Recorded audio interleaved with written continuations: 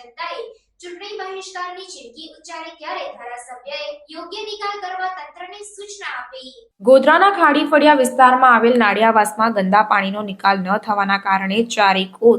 કાદવ કીચડ અને પાણીનો ભરાવો તથા લીલના થડ જામી ગયા હતા, જેના કારણે ત્યાંના સ્થાનિક લોકો સહિત બાળકો હેરાન પરેશાન થઈ ગયા હતા, જેથી મચ્છરોના ઉપદ્રવના કારણે ડેન્ગ્યુ, મેલેરિયા, કોલેરા જેવા ભયગ્રસ્ત રોગ થવાની શક્યતા વધવા પામી હતી।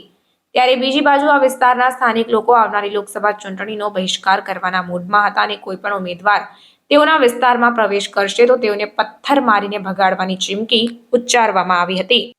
ત્યારે આ બાબતની જાણ ગોધરાના ધારાસભ્ય CK રાહુલજીને થતા તાત્કાલિક ધોરણે નગરપાલિકાના ચીફ ઓફિસર સહિત સેનેટરી ઇન્સ્પેક્ટરને સૂચનાઓ આપી અને ખાડી ફળિયા વિસ્તારમાં આવેલ નાળિયાવાસમાં ગંદા પાણીનો નિકાલ તાત્કાલિક ધોરણે કરવામાં આવે તે માટે સૂચનાઓ આપવામાં આવી હતી,